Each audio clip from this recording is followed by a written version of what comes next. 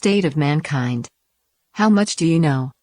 Excerpts from How the Specter of Communism is Ruling Our World. 76. The Culture of Violence. In America, from 1960 to 2016, the total population increased by 1.8 times, while the total number of crimes grew 2.7 times, and the number of violent crimes grew 4.5 times.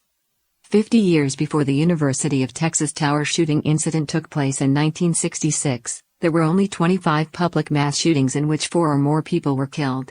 Since then, mass shootings have become more deadly over time. From the Killeen mass shooting in Texas in 1991 that caused 23 deaths, to the Las Vegas mass shooting that massacred 58 in 2017, each incident has been more shocking. Terrorist incidents worldwide increased from 650 per year in 1970 to 13,488 in 2016, a 20-fold increase. Since the 9/11 terrorist attack in 2001, terrorist attacks have increased by 160%.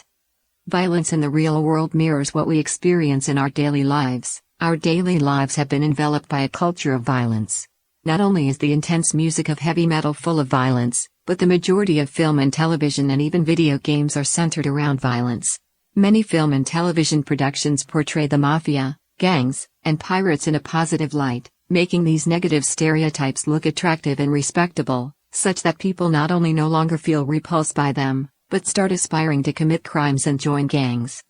The appearance of video games gave people yet another channel for the glorification of violence, one that is interactive, allowing the players themselves to employ violence within the game world. Instead of the unidirectional indoctrination of violence via film and television, players experience violence for themselves through these games, which contain scenes of decapitated heads and dismembered limbs, with blood spraying everywhere, all in excess of the normal boundaries of film and television. In a study conducted in 2013, researchers analyzed movies that were produced from 1985 to 2012 and found that between 1985 and 2012, the amount of gun violence in PG-13 movies increased twofold.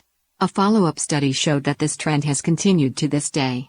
In 2008, the Pew Research Center found that 97% of youths between 12 and 17 played video games, and that 2/3 of them played games that contained violent content. Faced with the problem of increasing violence in society, experts, scholars, and the general public continue to propose theories and solutions, from stricter restrictions via laws and stronger law enforcement, to providing the public with psychological counseling. But such solutions are simply akin to cutting off the branches of a poisonous tree without touching its root. By deliberately encouraging the saturation of popular culture with violence and crime, communist elements are causing more and more people to be desensitized to this kind of content, with some goaded to imitate such content, causing violence to become reality in society. Through corrupting and destroying traditional culture and mutating people's sense of morality, communism is distancing people from the divine by having them pursue the satisfaction of their unlimited material desires. This is the real underlying cause of society's problems. From Chapter 14, Popular Culture, A Decadent Indulgence.